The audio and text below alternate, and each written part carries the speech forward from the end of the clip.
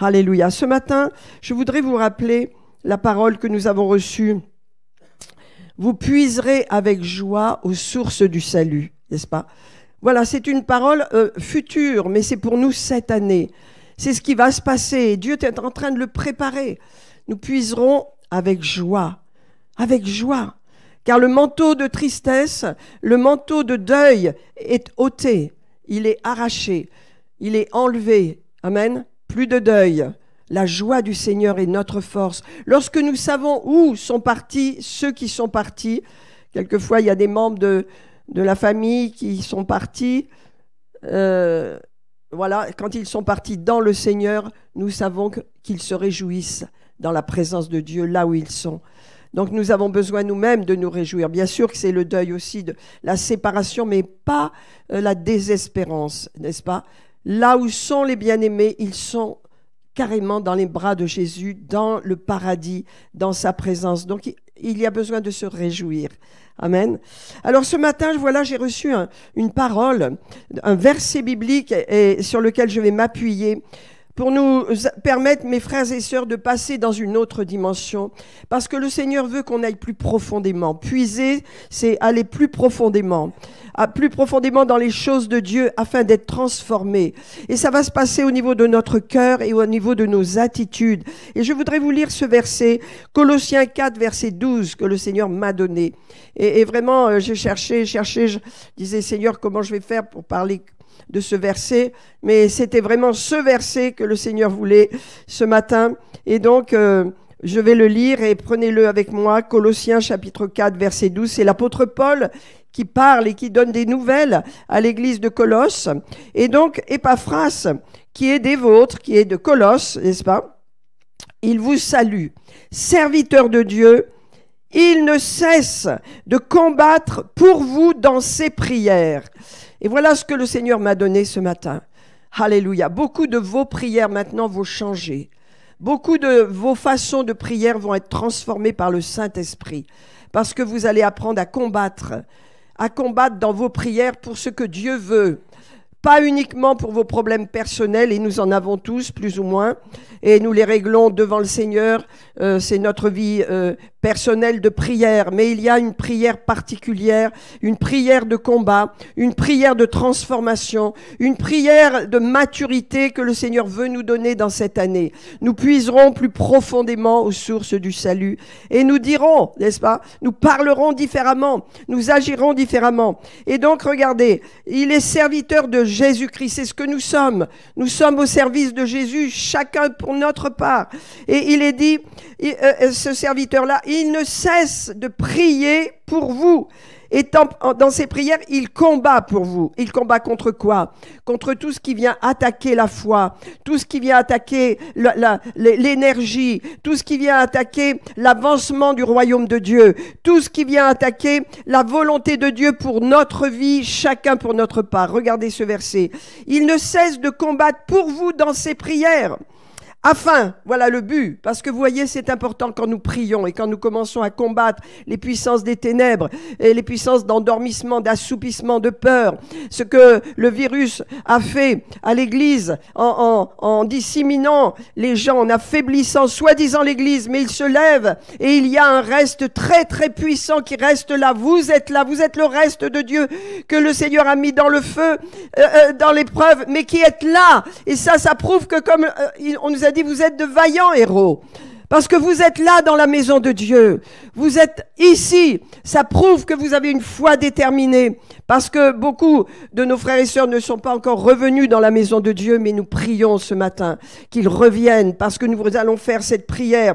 Voilà, je continue Colossiens 4, verset 12. Il ne cesse de combattre pour vous dans ses prières afin que vous soyez parfaits et persuadés et pleinement persuadés. Ça veut dire quoi? Afin que vous soyez avec une bonne attitude. Nous sommes parfaits en Christ, mais la perfection parle de l'attitude en tant que chrétien dans ce monde. Et pleinement persuadé, ça veut dire avec une foi solide, avec une foi forte.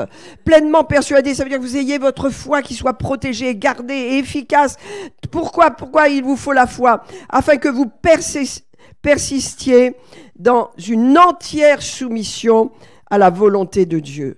Et vous dites, bah, la volonté de Dieu, j'y suis. Mon ami, il y a plus. Dans cette année, nous allons puiser plus profondément. Parce que l'ennemi met des stops. L'ennemi met des barrières. L'ennemi met des blocages. Vous voyez, j'ai noté, lorsque Pierre disait, Seigneur, je te suivrai partout. Et le Seigneur lui dit, Simon, Simon, Satan t'a réclamé pour te cribler comme du froment. Il veut te détruire. Mais moi, j'ai prié, a dit Jésus, afin que ta foi ne défaille pas. Et lorsque tu seras converti, eh bien, il a dit, affermis tes frères. Vous voyez, ça veut dire Jésus a prié. Il a fait une prière d'autorité. Il a fait une prière puissante qui a arrêté les plans de l'ennemi sur la vie de Pierre. Parce que tout comme Judas est allé se suicider, Pierre aurait pu abandonner son appel, aurait pu arrêter, mais Jésus a prié. C'est ce genre de prière que le Seigneur va nous donner cette année. C'est cette façon de prier que nous allons avoir les uns et les autres. Une prière qui est en accord avec la volonté de Dieu. Nous allons bien sûr prier pour nos besoins personnels. Seigneur, guéris ma famille, fortifie. C'est pas ce dont je parle ce matin. Je parle d'une prière en accord avec le cœur de Jésus, en accord avec la volonté de Dieu. Alléluia. Et cette prière, vous voyez, eh bien, Epaphras l'a fait. Alléluia. Cette prière, il a dit, Seigneur, je veux que mes frères et sœurs à Colosse soient parfaits dans leur attitude, dans leur vie, dans leur témoignage chrétien et remplis de foi, pleinement persuadés, ça veut dire remplis de foi, alléluia, afin qu'ils soient entièrement soumis à ta volonté. Mes amis, nous sommes à la fin des temps. Ce que l'ennemi est en train de faire, c'est une répétition, n'est-ce pas, afin que tout le monde apprenne à être étiqueté, on peut dire. Voilà, l'antéchrist se prépare, il est déjà là, bref, et il va prendre place quand nous serons partis, mais nous partirons. Nous avons encore quelques temps devant nous et c'est pourquoi nous devons être conscients que notre vie maintenant, le Seigneur attend à ce que dans notre vie de prière, dans notre témoignage, dans nos actions, il y ait un changement. Au lieu de prier constamment pour nous, bien sûr que nous en avons besoin de prier pour nous, c'est pas ce que je vous dis, mais la prière de l'Église va être dirigée en fonction du cœur de Dieu. Et c'est ce que Epaphras faisait. Et l'apôtre Paul était touché par la prière d'Epaphras pour les Colossiens, parce qu'il disait, il ne cesse de prier pour vous, et il combat pour vous. Il combat afin que vous soyez pleinement persuadés, vous ayez une puissante foi, et que vous soyez toujours désireux d'accomplir toute la volonté de Dieu pour votre vie, parce que Epaphras, comme Paul, comme nous savons que l'ennemi met des obstacles. Nous savons que lorsque nous sommes malades, lorsque nous sommes avec une grippe, fatigués, etc. On n'a pas de Covid ici, il n'y a pas de Covid, mais il y a eu un peu de grippe. On a été fatigués, on a été épuisés, on a été ci, on a été ça. Dieu nous relève, c'est vrai. Mais quand on passe par cela, on attend que ça passe. On ne peut rien faire de formidable. Hein, et l'énergie doit revenir. Et quand l'énergie revient, alors on se remet à sa place. Amen. Alors, mes amis, qu'est-ce que ça veut dire être parfait sans faillir en rien, hein? Être parfait ici, selon ce passage, être parfait, c'est avoir l'attitude chrétienne, l'attitude de Christ dans un monde perdu.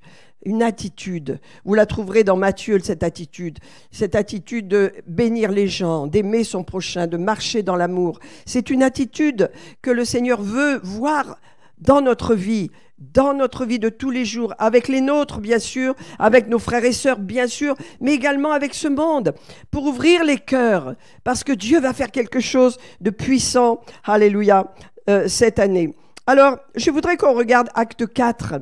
Je vous ai parlé de la prière d'Epaphras, mais je vais vous montrer ce que Dieu veut nous donner cette année en ce qui concerne une prière puissante. Et vous vous dites, rappelez-vous de Pierre, rappelez-vous oui, c'est Acte 4, hein. Rappelez-vous de Pierre, comme il était peureux, comme il a lâchement abandonné Jésus, comme il a fui, comme il a eu peur des gens, peur des autorités, peur du terrible sacrifice, du terrible châtiment qui allait venir sur Jésus, la croix, comme il a fui, comme il a tout abandonné. Mais regardez, Acte 4, et j'aimerais vous le lire au verset 10. Qu'est-ce qui se passe là? Alléluia.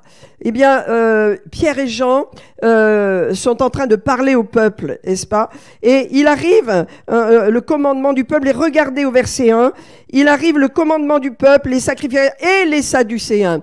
Les Sadducéens ne croient pas dans la résurrection. Ils sont puissamment opposés à la résurrection. L'apôtre Pierre le sait, mais l'apôtre Pierre maintenant est revêtu d'une hardiesse surnaturelle parce que le Saint-Esprit est descendu sur lui. Il n'est plus le même homme. Et vous voyez, nous puiserons avec joie aux sources du salut l'onction de Dieu. L'esprit de vie, l'esprit de puissance va venir sur nous. Cette hardiesse va venir sur nous. L'apôtre Pierre sait qu'il y a les Sadducéens ici. Et ils étaient mécontents de ce qu'ils enseignaient. Le peuple est annoncé en la personne de Jésus, la résurrection des morts. Alors ils mettent la main sur eux et ils les amènent devant les sacrificateurs.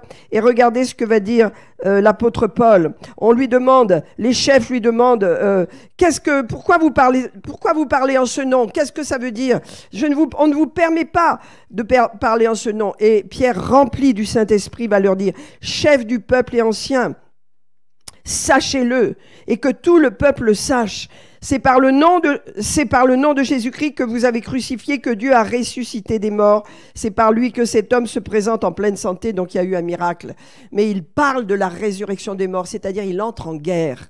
Il entre en guerre contre les Sadducéens qui ne croient pas dans la résurrection. Il entre en guerre. Et je vais vous dire, quand la puissance de Dieu va venir sur vous, vous entrerez en guerre. Vous entrerez en guerre contre les mensonges de Satan. Vous aurez une hardiesse puissante, et je la prophétise ce matin. La hardiesse va venir dans notre bouche, dans notre étude, et ça va confondre les mensonges de l'ennemi, et ça va mettre au défi l'ennemi, et ça va le mettre par terre, parce que cette hardiesse, cette audace, elle n'a plus de compromis. L'apôtre Pierre n'a plus peur de rien. Il sait que les Sadducéens ne croient pas dans la résurrection. Il dit, c'est Jésus-Christ qui est ressuscité, c'est par son nom, celui que vous avez crucifié, il est ressuscité des morts. Il leur dit en face, en pleine figure, et il leur dit, c'est par lui que cet homme a retrouvé sa santé. Alors ils sont très très en colère. Il dit, il n'y a de salut en aucun autre nom, car il n'y a sous le ciel aucun autre nom qui est donné parmi les hommes par lequel il puisse être sauvé, c'est le nom de Jésus, comme on a chanté. Alors quand ils virent l'assurance de Pierre, la hardiesse des apôtres, ils ont été confondus. Ils disent, mais ce sont des gens qui... En vérité, le mot c'est idiots, qui sont bêtes. Ce sont des gens illettrés, ce sont des gens bêtes. Comment ça se fait? Et ils ont reconnu qu'ils avaient été avec Jésus. Alors, qu'est-ce qu'ils ont fait? Ils les ont mis en prison. Et ils leur ont interdit de parler à ce nom. Mais vous voyez, regardez au verset 23. Alléluia. Quelle hardiesse Pierre a reçue. Vous savez, c'est pas naturel. Pierre avait peur des gens. Il y a peu de temps, avant d'être revêtu de l'esprit, il avait peur. Maintenant, il est plein de hardiesse. D'où vient la hardiesse? Est-ce qu'on peut la fabriquer? Est-ce que c'est mon caractère? Je suis hardi. Non, ça n'a rien à voir avec notre personnalité, avec notre caractère. On peut être quelqu'un de très réservé et d'un seul coup être rempli de hardiesse et dire des choses et faire des choses qui confondent l'ennemi et qui libèrent la puissance de Dieu. Et c'est ce qui s'est passé avec Pierre, avec Jean, avec tous les apôtres. Et regardez ce qu'il est dit là. Voilà, ils sont allés, quand ils sont sortis de prison, ils sont allés où? Ils sont allés vers les leurs, et regardez comment ils ont prié. Je vais simplement vous lire le passage du verset 23. Comment ils ont prié? Ils ont dit, après avoir été relâchés, ils allèrent vers les leurs et racontèrent tout ce que les sacrificateurs leur avaient dit. Et ils vont prier. Et au verset 29, ils m'ont dit, maintenant Seigneur, vois leurs menaces et donne à tes serviteurs d'annoncer la parole avec une pleine assurance, avec une grande hardiesse. Donne-nous de la hardiesse, mes amis. C'est ce que les apôtres ont prié ensemble. Tous, oui, donne-nous d'annoncer la parole avec une grande hardiesse. Ils n'ont pas prié, protège-nous Seigneur, cache-nous Seigneur. On ne peut pas y aller, on a peur. Non, non. Mes amis, nous entrons dans une dimension aujourd'hui, dans cette année qui vient, une nouvelle dimension de hardiesse. Mais il faut la demander au Saint-Esprit. Il faut la demander. parce que le Saint-Esprit va nous visiter et va nous donner une nouvelle hardiesse, une grande hardiesse. Avec, depuis 2020, nous avons été, on peut dire, mis sur le côté, à plat avec ce qui s'est passé. Et ça nous a affaiblis. Mais la hardiesse vient de nouveau sur nous. Parce que nous avons grandi dans cette épreuve, nous avons compris, nous avons vu ce que l'ennemi veut faire, mais nous avons surtout vu ce que Dieu veut faire. Alléluia. Et nous avons vu que la puissance de Dieu est sur son Église plus que jamais. Alléluia. Et que nous allons prier cette prière. Seigneur, donne-nous de la hardiesse. Il a dit, regardez, au verset 29, Seigneur, vois leurs menaces. Occupe-toi de leurs menaces, mais donne-nous la hardiesse. Donne-nous, alléluia, afin que nous annoncions ta parole avec assurance, avec cette hardiesse qui vient du Saint-Esprit. Et il est dit, étends ta main pour qu'il se fasse des guérisons, des miracles, des prodiges par le nom de ton saint serviteur Jésus. Et quand ils eurent prié, alléluia, est-ce que Dieu était d'accord? Oui, le lieu où ils étaient trembla, et ils furent tous remplis du Saint-Esprit, et ils annonçaient la parole avec hardiesse, avec assurance. Ô Seigneur, donne-nous de la hardiesse. Visite-nous dans ces jours, visite-nous.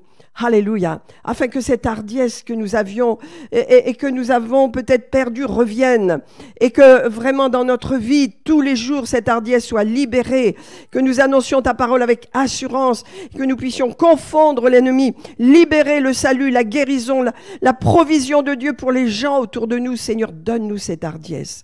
Ne regardons plus à nous-mêmes maintenant. Vous savez, quand nous avons été au combat, le Seigneur nous relève. Quand nous avons été exposés à toutes sortes de problèmes et de fatigues, le Seigneur est notre force. Allez, d'une façon ou d'une autre, comme on l'a vu ce matin, il nous redonne quelque chose. Il nous réhabille d'un vêtement de force, d'un vêtement de louange, d'un vêtement de bonne santé. Il rétablit les choses pour que nous continuions d'avancer. De nouveau, vous avez dans Actes 16, 5, alléluia. De nouveau, il se passe quelque chose. Le même jour, la même semaine plutôt, alléluia, les apôtres, annoncent l'évangile partout. Ils enseignent. Et de nouveau, vous voyez les Sadducéens, verset 17. Ils arrivent. Ils ne croient pas dans la résurrection. Ils sont fous de jalousie et de colère. Ils veulent les tuer. Ils veulent les détruire. Ils veulent qu'ils disparaissent. Et donc, ils mettent la main sur les apôtres et ils les jettent dans la prison. Amen. Mais regardez, ils ont fait une prière. Vous savez, il y a des prières de puissance et d'autorité. Quand nous les faisons, les anges sont libérés. La puissance de Dieu est libérée. Un ange arrive et ouvre la prison et les sort de là. Et leur dit, bon, allez dormir un moment, mais retournez au temple et continuez d'annoncer, parce que votre prière a été entendue. C'est une prière selon Dieu. C'est une prière qui ne pleurniche pas, qui ne cache pas les choses. C'est une prière que Dieu veut que nous fassions. Et il leur dit cela. Et l'ange vient, les sort de prison. Et au matin, de nouveau, ils annoncent la parole. Et c'est extraordinaire. Alors, qu'est-ce qui va se passer? Des persécutions, bien sûr. Mais c'est ce que nous devons apprendre. Si nous avons du zèle, si nous avons de la hardiesse, cette hardiesse va confondre les ténèbres. Automatiquement, il y aura des problèmes d'opposition. Est-ce que nous plaisons aux hommes? Est-ce que nous voulons plaire aux gens? Si on veut plaire aux gens, on va dans leur sens et on les caresse. Dieu ne veut pas ça. Dieu ne veut pas ça. Vous voyez, il a envoyé son ange pour les libérer de prison, pour leur dire, cette prière que vous avez faite, c'est ce que je veux, c'est ce que Dieu veut. Dieu veut confondre les gens. Dieu veut confondre les mensonges de Satan. Dieu veut confondre le péché. Dieu veut confondre l'endormissement des gens pour les ramener dans le royaume de Dieu. Donc nous, chrétiens, devons demander à Dieu, donne-nous de la hardiesse, Seigneur. Mais mes amis, vous ne devez pas craindre l'opposition. Les gens ne seront pas toujours d'accord avec vous. Vous rencontrez de la hardiesse. Quand il y a de la hardiesse, il y a de l'opposition. Il y a des commentaires. T'aurais pas dû dire ça. T'aurais pas dû parler comme ça. Vous savez, les gens qui veulent plaire aux gens, ils supporteront pas qu'on parle la vérité parce que ça les dérange et ça dérange les gens. Mais nous ne plaisons pas aux gens. Nous voulons plaire à Dieu. Et quand nous plaisons à Dieu, il arrive que notre hardiesse va confondre les gens, apporter la lumière, apporter la vérité. Ça amènera toujours des oppositions. Ils ont eu des oppositions. Dans Acte 5, qu'est-ce qui se passe? Ils retournent en prison. Et de nouveau, l'ange les libère. Dieu a envoyé son ange. Dieu est tellement en accord avec leurs prières qu'il dit continuez ce que vous avez commencé. Continuez d'annoncer cette parole. Et donc ils vont au temple et de nouveau, ils prêchent. Ils enseignent sur Jésus. Il est ressuscité, il est vivant. Alléluia, le royaume de Dieu est là. Ouvrez vos cœurs, repentez-vous, venez dans le royaume de Dieu. Et les gens ouvrent leur cœur. Et alors, les Sadducéens et les responsables envoient des personnes pour les chercher. Ils disent, il n'y a plus personne en prison. Où sont-ils? Eh bien, ils sont au temple et ils continuent d'annoncer la parole. Alors là, allez les chercher, mais attention, allez-y doucement, parce que le peuple est avec eux. Il les amène de nouveau, et de nouveau, Pierre confond les gens. Et qu'est-ce qui se passe? La conséquence de leur hardiesse, ils vont être battus de verges.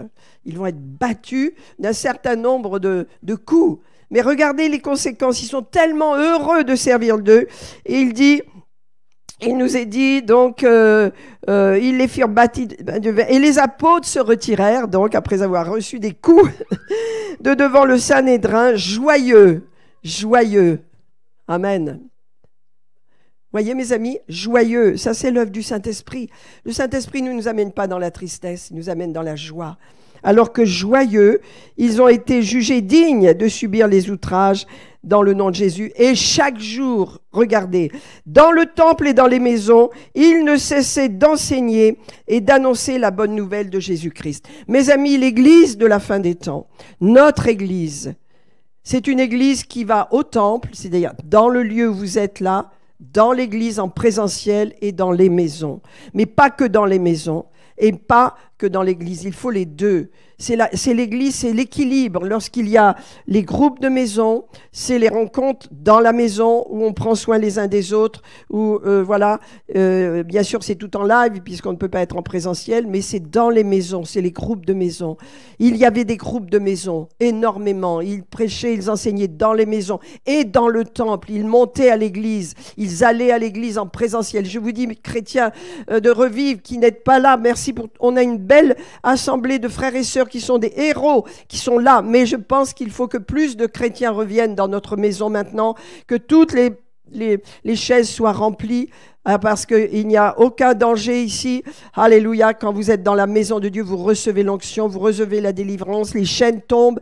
Allez, la parole produit, alléluia, des miracles dans votre vie. Vous êtes en présentiel, c'est ce que Dieu veut dans les maisons et dans le temple. Amen. On voit les héros, ils ont toujours été là. Ils sont venus dans la maison, alléluia, ils n'ont pas craint cette espèce de mauvais esprit là qui parle constamment d'épidémie. Ils sont venus, vous êtes venus. C'est pourquoi c'est vrai que c'est une parole de Dieu, vaillants héros.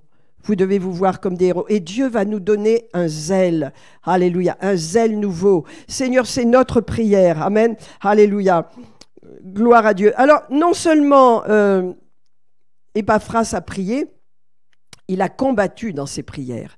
Et c'est ce que je voudrais aussi vous dire. Bien sûr que nous allons demander à Dieu, on a besoin d'un zèle pour aller de l'avant, pour confondre les œuvres de l'ennemi, pour toucher les cœurs des gens, une parole de vie, baptise-nous de zèle. Mais également, il y a une prière particulière, il a combattu. Vous savez, ça va pas si on prie en disant, Seigneur, bénis un tel, bénis le pasteur, bénis... C'est pas ça. Dieu veut qu'on aille profond maintenant. Il faut entrer dans une prière profonde. Amen. Nous avons le Saint-Esprit. Nous avons le parler en langue. Lorsque nous parlons en langue, nous sommes connectés avec le ciel et il est dit que l'Esprit prie au travers de nous. Il y a des problèmes, des situations qu'on ne connaît pas. Il faut prier en langue au départ. Après, on prie en français ou avant, ça n'a pas d'importance, mais les langues doivent faire partie de notre prière parce qu'elles vont au-delà de nos paroles, au-delà de ce que l'on peut dire.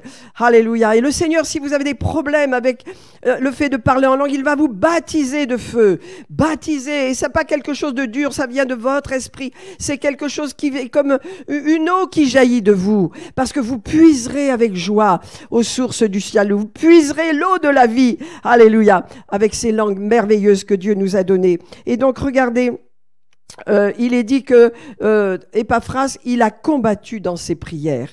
Amen. Qu'est-ce qu'il a combattu? Il a combattu, il voyait dans ses prières que l'ennemi voulait mettre des obstacles pour arrêter les chrétiens de cette église. Et certains, il voyait que la volonté de Dieu pour chacun, c'était de prendre sa place dans le combat, d'être à l'église, d'être engagé, d'être pleinement persuadé de la volonté de Dieu pour eux. Or, l'ennemi mettait la confusion. Vous voyez, et les gens se disaient, bon, qu'est-ce que c'est ma place? Oh, j'ai pas tellement de place après tout. Je vais m'occuper de mes affaires, je vais travailler, je vais ci, je vais ça, ma famille, et puis je vais l'église, c'est pas mon problème. Il y a des responsables, il y a ci. Voilà, il y avait toutes sortes de mensonges, et c'est par toutes sortes de mensonges que l'ennemi nous affaiblit. Alors cet homme Épaphras, ce serviteur de Dieu, il priait contre ce que l'ennemi pouvait faire pour obstruer la volonté de Dieu, le dessein de Dieu sur la vie de ces gens. Vous voyez, il est dit, regardez encore, je reprends ce passage, il est dit qu'il priait avec un combat dans la prière, il combattait dans la prière afin que les chrétiens aient la bonne attitude, de l'amour et aussi de la foi, de façon, regardez, à être soumis, qu'il persiste, ça veut dire qu'il continue avec persévérance dans une entière soumission à la volonté de Dieu. Mes amis, notre vie, on l'a donnée à Jésus. Et il fait en nous, n'est-ce pas, ce qui lui est agréable. On lui dit, Seigneur, que ta volonté soit faite dans ma vie, n'est-ce pas? Sa volonté, bien sûr, c'est que nous soyons concentrés sur l'œuvre de Dieu qu'il nous a confiée ici, et que cette œuvre, nous la faisions grandir par nos attitudes, par nos prières, par notre persévérance, sans nous décourager, que nous soyons persévérants, persistants dans notre attitude. Et ne vous dites pas, ne laissez pas l'ennemi vous dire, mais moi, je sers à rien, moi, je ne fais rien. C'est faux. Prenez votre place. Votre place, c'est une prière d'autorité, une prière de puissance, une prière de combat. Non seulement dans l'église et dans les réunions de prière, dans les groupes de maison, mais également chez vous. Les temps que vous prenez dans la prière pour vous personnellement, mais aussi il y a des temps que vous allez prendre pour prier pour l'église, pour prier pour les besoins, pour prier que la volonté soit faite dans la vie de vos bien-aimés et dans la vôtre aussi. Amen. Et ça, c'est très, très puissant. Alors, qu'est-ce que l'on peut dire? On peut dire que la prière peut être un combat. Il y a un combat. Il y a un combat contre les ténèbres. Et si l'Église n'est pas combattante, eh bien, elle laisse filer des choses, elle laisse les brèches ne sont pas fermées. Vous savez, quand nous nous levons dans la prière, dans l'esprit, quand nous prions dans l'esprit, qu'est-ce qui se passe? Il y a des brèches qui se ferment, des ouvertures que l'ennemi a fait, que l'on ferme, des chaînes qui tombent, des guérisons qui sont libérées. Et nous déclarons la parole de Dieu. Amen. Alors, mes amis, il nous faut une prière d'autorité. Rappelez-vous ce que Jésus a dit. Depuis le temps de Jean-Baptiste jusqu'à présent, le royaume de Dieu, le royaume des cieux est forcé. Amen. Ça veut dire qu'on use de violence. Et ce n'est pas une violence contre les gens, c'est une violence spirituelle. Amen. Le Saint-Esprit, mes amis, est descendu et l'Église est née à la Pentecôte. Pas avant, elle est née à la Pentecôte. Et Jésus a dit, attendez ce que le Père a promis. Je vais vous envoyer une puissance. Amen. Sans cette puissance, qu'est-ce qu'on fait? Rien, on tourne en rond, on est légaliste, religieux, mais la puissance va nous éclairer. La puissance de Dieu que nous avons reçue, nous avons besoin de la ranimer. De la ranimer, c'est pourquoi nous puisons avec joie aux sources du salut. Nous puisons l'eau de la vie. Nous puisons par le Saint-Esprit de façon à être animés et ranimés. N'est-ce pas? Parce qu'il y a un combat. Regardez, il est dit, Jésus a dit cela, le royaume des cieux est forcé, ce sont les violents qui s'en emparent. Alléluia. Ce sont les forts, ce sont ceux qui ont eu de l'énergie, ce sont les violents. Nous sommes tous, alléluia, avec cette capacité d'être forts, d'être violents, alléluia, dans l'esprit. Amen. L'esprit n'est pas passif, l'esprit est fort, c'est une puissance, une hardiesse. Étudiez Pierre, vous serez surpris comment il était avant d'être rempli du Saint-Esprit, comment il a compris après les 10 jours pendant lesquels Jésus l'a enseigné, a enseigné tous ses disciples, et il les a gardés 10 jours pour leur parler du royaume, combien il était transformé par l'enseignement, et combien quand il a reçu le Saint-Esprit, il s'est levé avec audace. C'était fini, plus de peur, une hardiesse, confondre les Sadducéens qui voulaient le tuer, confondre les gens religieux, confondre tous ceux qui s'attaquaient à Jésus-Christ et dire la vérité. Vous l'avez crucifié, c'est vous, enfin ce sont les Romains mais vous l'avez laissé faire. Et donc, il parlait la vérité. Et vous savez, c'est quelquefois incompréhensible pour les gens qui veulent ménager toujours les gens. Parler la vérité, ça dérange. Bien sûr que c'est parler la vérité dans l'amour, mais l'apôtre Paul parlait avec autorité. L'apôtre Pierre parlait là parce qu'il était hardi. Et c'est une prière que nous allons faire. Demandons à Dieu de la hardiesse dans nos relations avec les gens. Vous voyez, il y a des gens, j'ai écouté un témoignage qui dit « J'ai travaillé pendant 5 ans dans un bureau et un jour je retrouve un collègue à l'église et il me dit « Mais tu es chrétien, mais tu ne me l'as jamais dit ?» Vous voyez, la honte. Et cet homme a eu honte, il a dit « Mais oui, c'est vrai, j'avais honte de dire que j'étais chrétien dans mon travail. » C'est affreux que Dieu nous garde de cette attitude-là. Vous voyez, et donc, le chrétien, le nouveau chrétien qui a vu son collègue dans l'église et dire « Mais tu m'as jamais dit », il a méprisé tout le temps cet homme. Il a dit « Mais tu aurais pu me parler depuis... » Tu aurais pu au moins me dire que tu étais chrétien, que tu allais dans une église, que j'ai été dans des dépressions et dans des problèmes de couple épouvantables. Tu ne m'as pas aidé. Et il l'a méprisé et donc ça s'est mal terminé. Nous avons besoin d'annoncer notre couleur maintenant et de pas cacher qui nous sommes, d'être fiers de Jésus. Amen. C'est un encouragement que je vous donne ce matin. Est-ce qu'on a encore un petit moment ? Alléluia. Mes amis, le royaume de Dieu se construit dans l'église locale, pas ailleurs. Dans l'église locale, on reçoit les principes. L'enseignement, les principes bibliques sont mis en place dans l'église locale, n'est-ce pas? Les principes de Dieu sont enseignés et donc nous pouvons les appliquer dans notre vie pour avoir une vie chrétienne saine, une bonne vie de famille, une bonne vie dans nos affaires, une bonne vie avec le Seigneur, mais aussi une attitude saine dans le combat, dans la prière, en comprenant l'œuvre de Dieu, parce que Dieu se révèle à nous dans l'église locale. Et l'église locale, elle a cette capacité de former également dans les groupes de maison, n'est-ce pas, d'enseigner, de bénir, de faire du bien avec de puissants leaders dans les groupes de maison et dans l'église locale comme la première église. Parce que c'est ça, les deux jambes de l'église, c'est les groupes de maison et c'est la présence dans l'église locale. Je voudrais que l'on regarde Matthieu 13. Alléluia.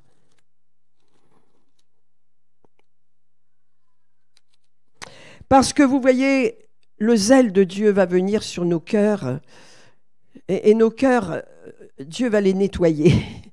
Il y a des cœurs qui sont pleins de bonnes choses, il y en a d'autres qui ont besoin d'être nettoyés. Mais lorsqu'on a une attitude, vous voyez, de dire « Seigneur, je veux faire ta volonté, je veux ce zèle, je veux... » Le Seigneur va s'occuper de notre cœur parce que tout se passe là. Et regardez ce qu'il est dit. Un semeur, verset 4, Matthieu 13, vous connaissez bien, il sortit pour semer et une partie de la semence tomba sur le chemin. Les oiseaux vinrent et il est dit qu'ils la mangèrent. Une autre partie tomba dans des endroits pierreux où elle n'avait pas de profondeur, elle n'avait pas de racines, beaucoup de terre plutôt.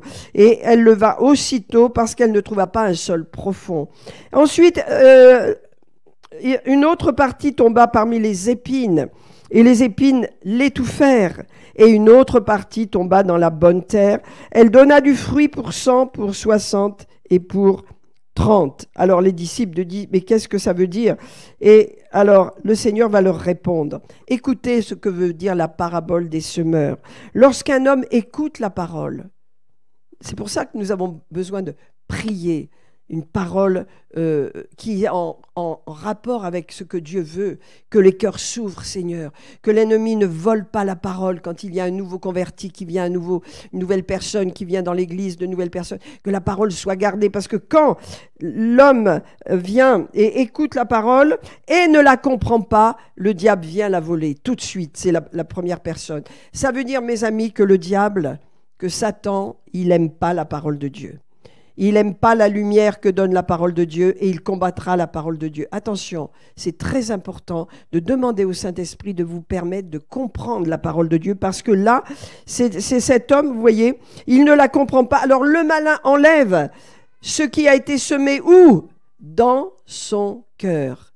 Ça veut dire je reçois la parole de Dieu dans mon cœur. Ensuite, je dois la comprendre. Et ça, c'est la puissance de la parole de l'Église qui enseigne, qui apporte l'enseignement, qui apporte la compréhension de la parole, n'est-ce pas? Mais voyez, quand quelqu'un arrive et écoute, moi je me rappelle quand je me suis converti, à part être rempli du Saint-Esprit, je comprenais pas un mot de ce qui se passait, mais sûrement qu'il y avait de la prière autour de moi dans cette église où nous sommes nés de nouveau.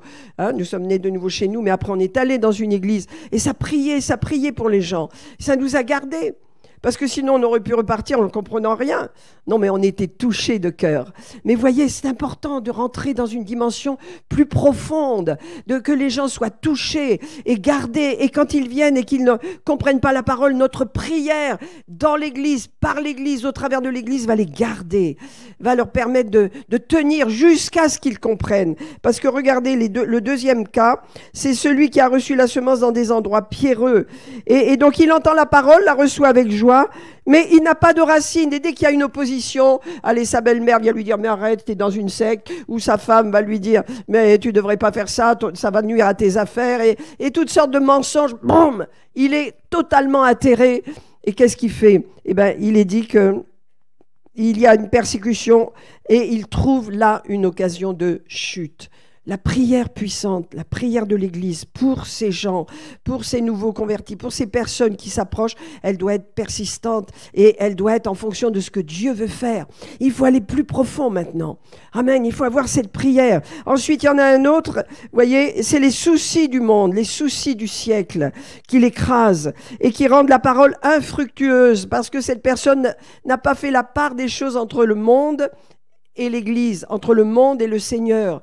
Et le monde écrase la parole de Dieu parce qu'il a des soucis, il a des affaires, il a des préoccupations financières. Et donc il est dit, regardez, que la parole ne produit rien en lui. Tout ça, c'est des sujets de prière pour les gens que nous avons besoin de faire en tant qu'Église.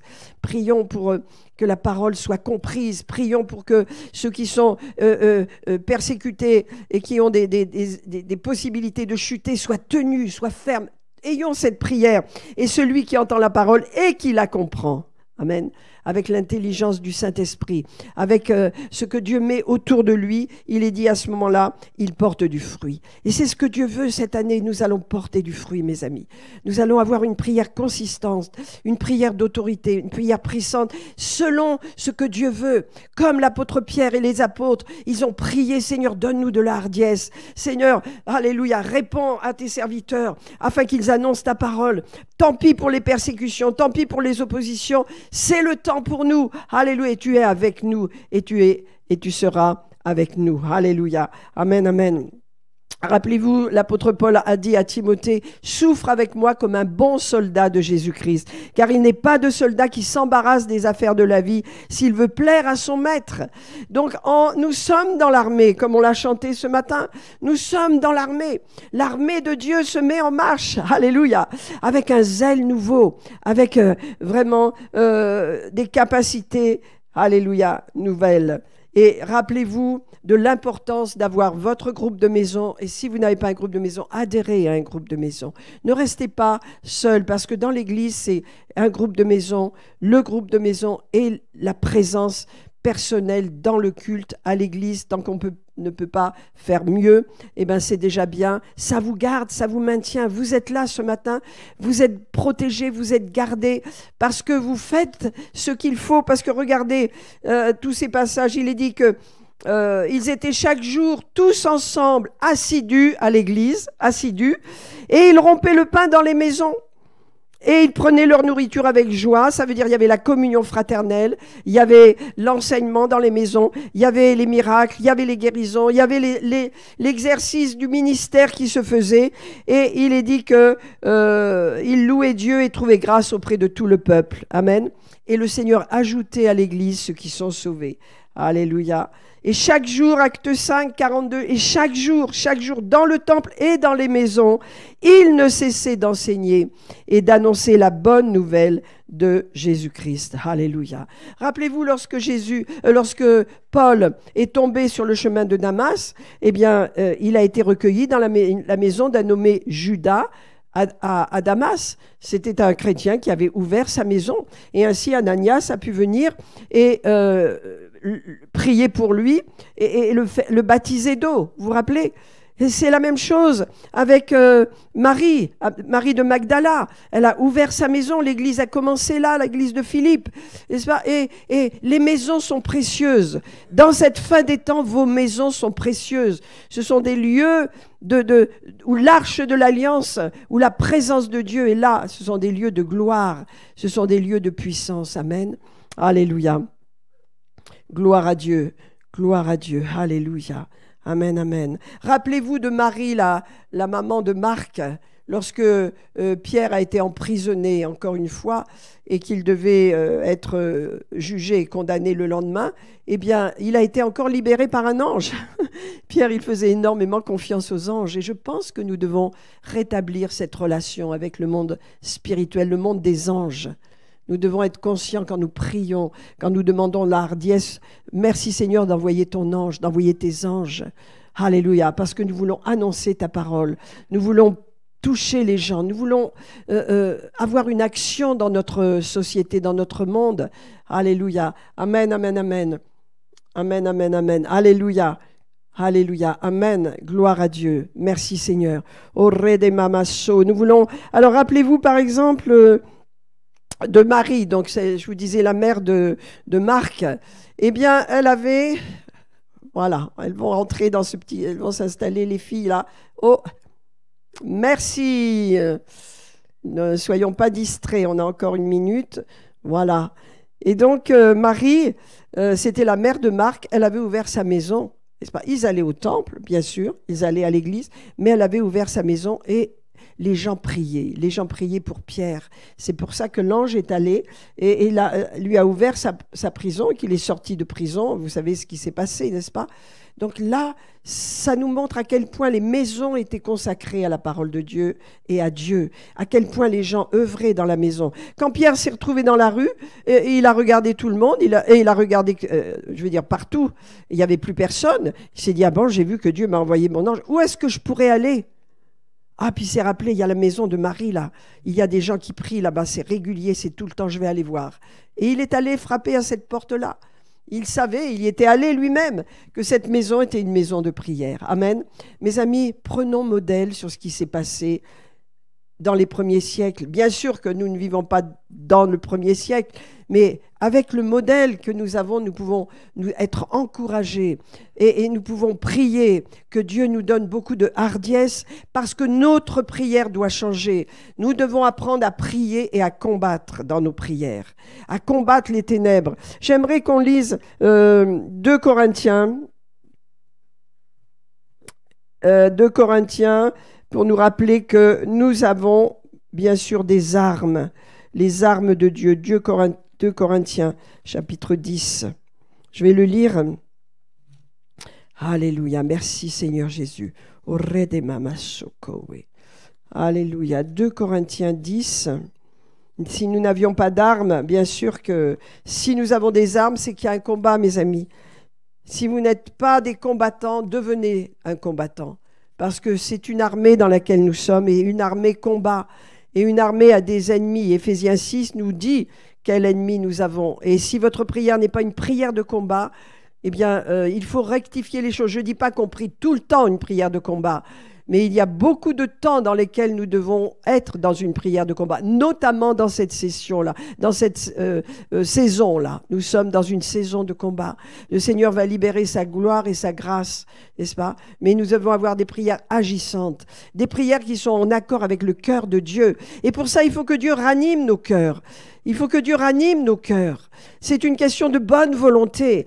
Est-ce que je suis conscient de par où passe l'Église, par où passe le pasteur, par exemple, lorsqu'il y a des attaques et des problèmes constants, l'énergie des responsables et tout cela. Est-ce que je suis conscient, est-ce que je suis de cœur ou est-ce que ça ne m'intéresse pas? Je dis, ça va toujours pour eux. C'est pas vrai.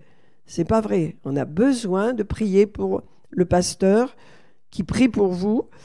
On a besoin de prier pour les responsables, on a besoin de prier pour les chrétiens afin qu'ils deviennent des disciples. On a besoin d'avoir une prière de combat contre les mensonges de l'ennemi. Les mensonges dans la pensée, c'est ce qu'il y a de plus dur à faire tomber quand la pensée, malheureusement, est entachée des mensonges de Satan, des séductions. Il bâtit des forteresses et il faut les bouger. Il y a des gens qui sont tellement contre la prière en langue, qui ne parlent jamais en langue. Il y a des gens qui sont tellement contre la prière de combat, la prière d'autorité contre les démons, que jamais ils chassent un démon. Nous avons à chasser les démons. Alors, on ne chasse pas les démons comme ça, mais dans nos prières, on prend autorité. Il n'y a pas de distance dans l'esprit. On chasse les démons de mensonges, de vol, de maladie, de destruction. Il y a un combat, mes amis, et il nous faut combattre. Et si vous êtes dans un combat, d'abord, parlez-en à l'Église combat, l'Église prie, l'Église se lève, mais que ce ne soit pas toujours les mêmes qui combattent. Ma prière, c'est que se lèvent des combattants, se lèvent des soldats, se lèvent des hommes de combat. Beaucoup de gens prient, ah oui, prient, bénis Seigneur le pasteur, bénis notre Église. Qu'est-ce que vous voulez faire avec ce genre de prière? Il ne se passera rien, rien. Parce qu'il y a des ténèbres, parce qu'il y a des oppositions, parce qu'il y a des gens qui sont sous des oppressions, parce qu'il y a des gens qui croient dans des mensonges. Il faut prendre une prière d'autorité pour lutter contre les esprits mauvais, contre les pensées mauvaises, de découragement, de dépression, même de suicide. Il faut prendre des autorités et avoir une prière d'autorité quand nous prions pour les uns et les autres. Et même quand vous priez pour vous, si vous voyez que vous n'êtes pas bien, que vous êtes dépressif, chassez tout esprit de dépression. Pourquoi? Parce que nous avons reçu autorité. Et beaucoup de chrétiens sont devenus des religieux, froids, et ne prient plus avec autorité. Ils sont dans le système de « faut pas déranger, faut pas faire… » Non, moi c'est une prière tranquille. Eh bien mon ami, tu es froid, tu as besoin d'être bouillant. Amen. Tu n'as pas besoin d'être froid, tu as besoin d'être bouillant. Et que Dieu te visite. Alors, je veux lire ce verset et je veux terminer 2 Corinthiens 10, verset 5. Nous renversons, verset 4. Si nous marchons dans la chair, si nous marchons dans le corps humain sur la terre, Dieu nous a donné un corps pour vivre sur la terre. Nous ne combattons pas selon la chair, ça veut dire selon la pensée humaine, selon nos émotions, selon notre façon de voir humaine. Non, car les armes avec lesquelles nous combattons ne sont pas charnelles, mais elles sont puissantes, elles sont spirituelles, elles sont puissantes, par la vertu de Dieu pour renverser les forteresses. Les forteresses de la pensée humaine, nous avons la puissance de les renverser. C'est une prière puissante que nous avons à faire. C'est pas uniquement de dire ce verset, si vous avez dans votre foyer des personnes pleines d'incrédulité, pleines de colère, pleines de ressentiment, il y a des esprits derrière, plein de mauvaises paroles. Vous devez vous opposer à ces esprits avec les armes de votre combat, avec les armes de l'autorité qui sont dans votre bouche, au travers d'une prière d'autorité, une prière de combat. Et il est dit, regardez, alléluia, car les armes avec lesquelles nous combattons. L'apôtre Paul était un combattant.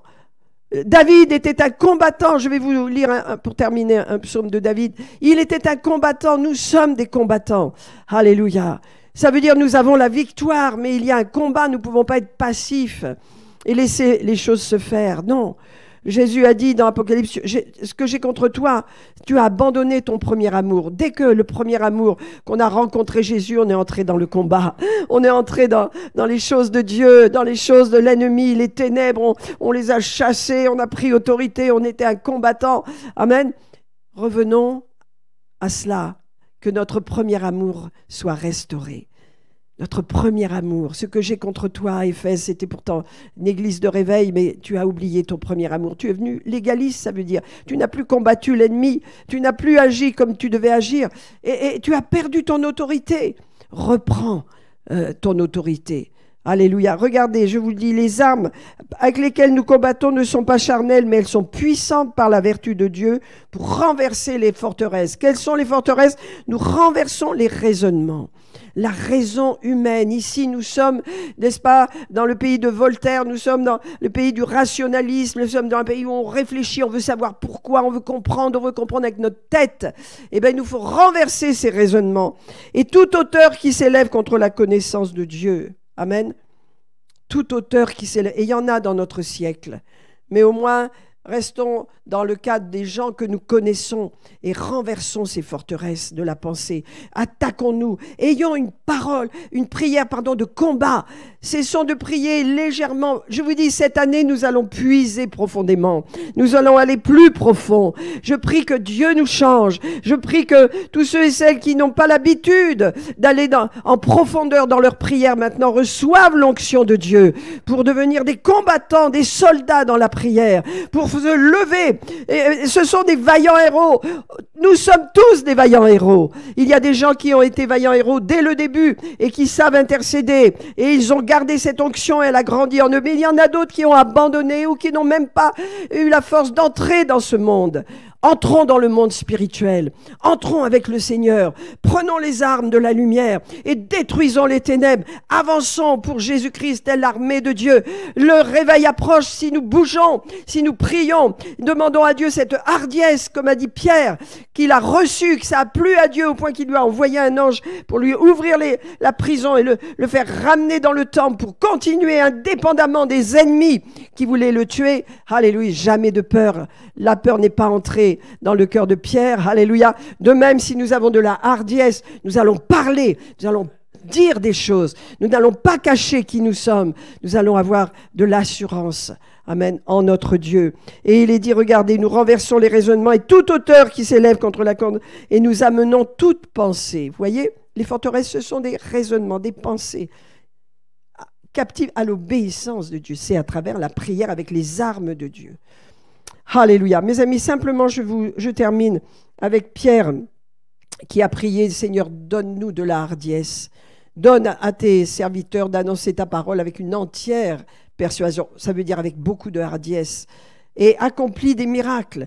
Et le Seigneur a envoyé vraiment un tremblement dans la maison. Toute la maison a tremblé. Ils ont été remplis du Saint-Esprit et ils annonçaient la parole. Et regardez, il y a 3 choses que je voudrais vous dire quand vous recevez la hardiesse. Et nous allons demander à Dieu de nous la donner.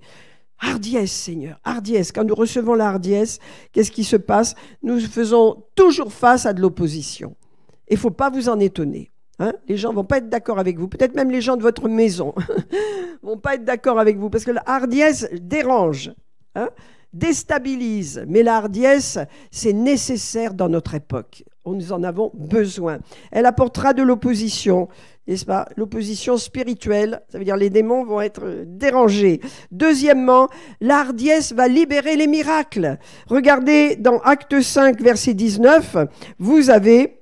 je ne l'ai plus, mais je vais le reprendre rapidement. Dans Acte 5, verset 19, un ange du Seigneur ayant ouvert la porte, hein, un ange du Seigneur ayant ouvert pendant la nuit les portes de la prison, les fit sortir et leur dit, allez, prêchez dans ce temple. Ça veut dire... Il y a des miracles. La hardiesse libère des miracles, libère l'action des anges, libère... Vous voyez, c'est ce que Dieu veut. Il veut que nous soyons en connexion avec l'Esprit de Dieu rempli de hardiesse. Et donc la hardiesse va libérer des miracles. Verset 19, c'est un miracle. Et il est dit que la hardiesse est toujours connectée avec votre foi. Verset 20, il est dit, allez, tenez-vous dans le temple et annoncez au peuple toutes les paroles. Et ayant entendu cela, ils entrèrent dans le temple et se mirent à enseigner. Alléluia. Et il y a dit qu'il n'avait aucune crainte. Il y a eu des miracles et des guérisons. Parce que quand on est plein de hardiesse, la foi est connectée à la hardiesse. Alors nous avons besoin de demander à Dieu cela.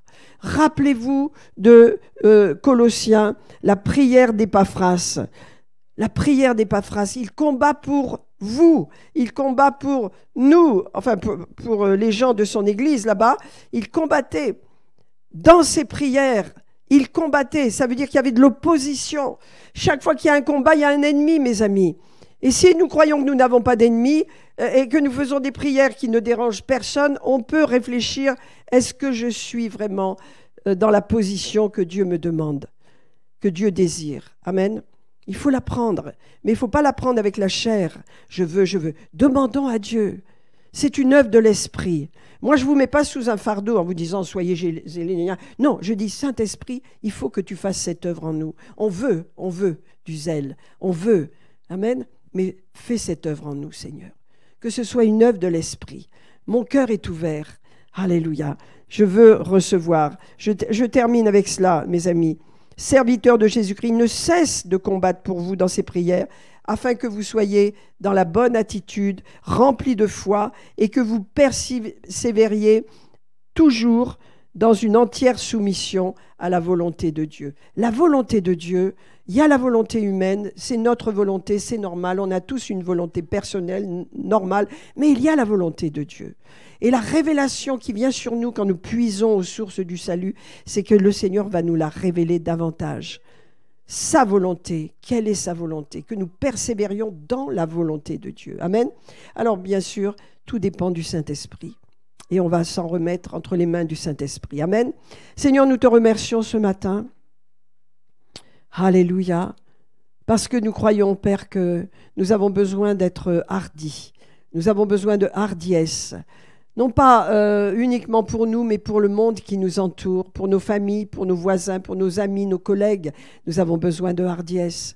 Nous ne voulons pas être comme cet homme qui n'a pas dit qui il était pendant tant d'années, qui n'a pas aidé, alors qu'il aurait pu dire « j'aime Jésus ». Vous savez, parler de Jésus, c'est bien de dire « je suis chrétien », ok. Alors vous dites, si vous dites ça, vous dites « alors je prie », parce qu'un chrétien prie. La puissance d'un chrétien, c'est la prière et la parole, la prière. Donc dites vraiment qui vous êtes, bien sûr. Beaucoup de gens disent « je suis chrétien », et dites « alors je prie, est-ce que je peux prier pour toi ?» Voyez, est-ce que tu as un besoin? Est-ce que tu as besoin d'aide? C'est ça, c'est simple. La hardiesse vous fera dire ces choses. Seigneur, je prie que tu nous baptises de hardiesse, Seigneur, par ton esprit. Tu mettes en nous cette hardiesse nouvelle, Père, afin que chaque fois que nous sommes en compagnie d'une personne, cette hardiesse nous saisisse et que nous puissions vraiment parler, dire ce que tu veux que nous disions, Seigneur. Alléluia, avoir vraiment cette hardiesse qui est connectée à notre foi et qui fait que nous sommes heureux et joyeux quand nous avons libéré la parole, quand nous avons béni les gens, quand nous avons prié pour les gens. C'est tellement heureux, nous sommes tellement heureux lorsque nous avons pu exprimer cette hardiesse. Père, je prie ce matin que ton peuple puisse recevoir cette hardiesse maintenant par ton esprit, Seigneur. Libère-la, libère-la dans nos vies. Je la demande, nous la demandons, nous la voulons, Seigneur. Baptise-nous de feu, baptise-nous de hardiesse, Seigneur. La puissance du Saint-Esprit est en nous, que nous soyons renouvelés, Seigneur. Renouvelés dans la puissance du Saint-Esprit. Renouvelés, Père. Alléluia, au nom puissant de Jésus. Que la puissance de Dieu puisse agir, alléluia, dans nos vies et que la hardiesse vienne maintenant, alléluia, par ton Esprit. C'est une œuvre de l'Esprit. C'est une œuvre de l'Esprit, Seigneur. Tu le fais en chacun de nous. Alléluia.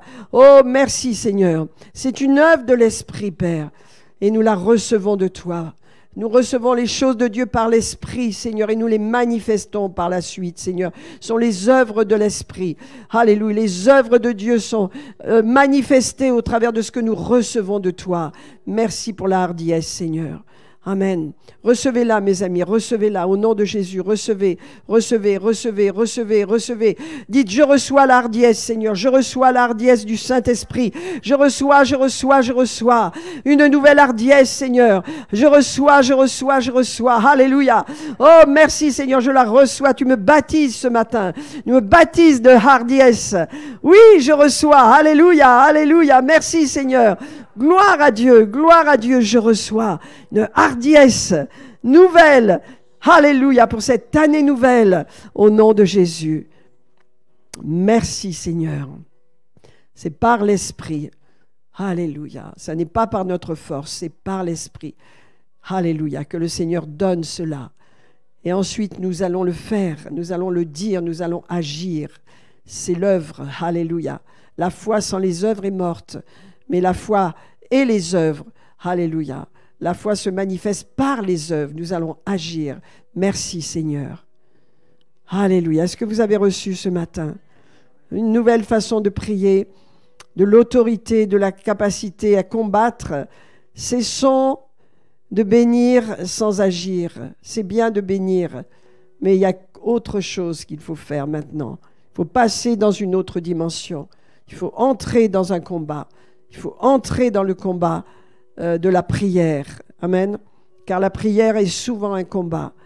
Si vous ne le voyez pas, demandez à Dieu de vous éclairer. que votre cœur voit quel est le combat de l'Église, quel est le combat des croyants. Pourquoi quelquefois l'Église s'est immobilisée, l'Église ne marche plus, n'avance plus comme elle devrait. Alors il faut combattre. Il faut être averti, il ne faut pas dire c'est bien, on est très bien entre nous, on est une belle Église. Non, on a besoin que les gens soient sauvés, on a besoin que l'Église bouge, on a besoin d'entrer dans de nouvelles dimensions. Pour cela, il faut combattre. Et beaucoup de chrétiens n'en ont pas conscience, pensent que tout va bien, sont satisfaits. Non, ne soyons pas satisfaits ce matin. Comprenons que nous avons à combattre ensemble, nous combattrons. Alléluia, nous ferons avancer les choses par notre attitude de foi, par notre prière de combat. Amen. Le combat est toujours contre l'ennemi et contre ses ruses. Amen. Seigneur, éclaire-nous encore ce matin, éclaire-nous, Seigneur. Que nous soyons comme Pierre et Jean, qui ont prié, Seigneur, donne-nous d'annoncer ta parole avec une pleine persuasion, afin qu'il se fasse des miracles et des prodiges, des guérisons, que les chaînes tombent, Seigneur, et que les gens puissent recevoir la vie de Dieu. Alléluia. Donne-nous tout cela, Seigneur. C'est notre désir, c'est notre joie. Merci, Seigneur. Alléluia. Amen, amen, amen, amen. Amen. Voilà, c'est le conseil de Dieu ce matin. Pour nous, nous continuerons. Donc la semaine prochaine, je vous rappelle que Dorothée sera là. Pasteur Dorothée va nous encourager, nous apporter une belle parole. Et j'appelle tous ceux qui nous regardent par YouTube ce matin à venir dans l'église. Allez en présentiel, c'est important. Vous qui êtes de la région, prenez votre voiture, soyez là dimanche prochain à 10h30. Allez, nous vous attendons. Il n'y a aucun problème ici. Les places sont suffisantes, mais venez en personne. Amen. Nous aurons un moment particulier et donc je vous encourage à être là. Je vous encourage aussi à préparer ce rendez-vous que nous avons à la fin du mois avec le pasteur, avec l'apôtre, donc Cassius Farrell, qui sera là avec une équipe de 4 personnes. Donc vendredi soir et samedi après-midi. Donc soyez là et je vous donnerai plus de détails. Mais en attendant, vraiment, dimanche prochain à 10h30, je m'attends à ce que beaucoup d'entre vous soient là. Et je crois que nous allons recevoir quelque chose de spécial et de bon pour nous. Amen. Alléluia. Dans la continuation de ce que Dieu a commencé de faire. Autrement, je voudrais vous annoncer bien sûr une bonne nouvelle. C'est que nous sommes des grands-parents bénis avec la naissance du petit Gaston Isaac. Sébillot, donc nous sommes les grands-parents et donc je pense que les parents, ou Jérôme, tu veux dire quelque chose?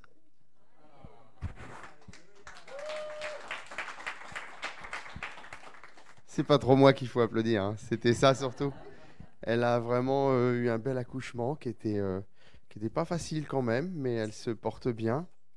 Le papa aussi se porte bien, donc ça va. Non. Donc 3 kg 160, 50 cm, un petit garçon très, très doux, très gentil, qui est très calme, qui est très différent de sa sœur d'entrée de jeu. Et on est surpris agréablement, ça nous fait plaisir. Par contre, Tessa, c'est assez difficile pour elle, puisqu'elle a, en même temps de son accouchement, elle a une grippe qui est assez mauvaise, qui est très difficile à soigner, et elle souffre beaucoup de la longueur que ça prend, des efforts pour tousser. Elle a eu une petite opération qui rend les choses très compliquées. Mais elle va bien, et on la soutient tous dans son moral. Mais elle est contente, elle est contente. Merci pour toutes vos prières, pour votre soutien. Et on est content et je sais que vous partagez avec nous notre bonheur. C'est gentil à vous. Merci beaucoup. Merci. Alléluia. Merci pour le petit Gaston. Gaston Isaac, parce que celui qui rit, c'est Isaac. Dieu m'a donné dans mon cœur, c'est descendu. Isaac, c'est son deuxième prénom. Amen. En tous les cas, mes amis, on est tellement heureux. Et c'est vrai que j'ai vu combien Tessa est heureuse avec son petit garçon. On sent qu'elle est comblée. Hein. Dieu est bon. Et je veux vraiment, comme l'a dit Jérôme, vous remercier pour votre soutien. Toutes les prières ont reçu un exaucement extraordinaire. Amen, amen. Donc, je vous rappelle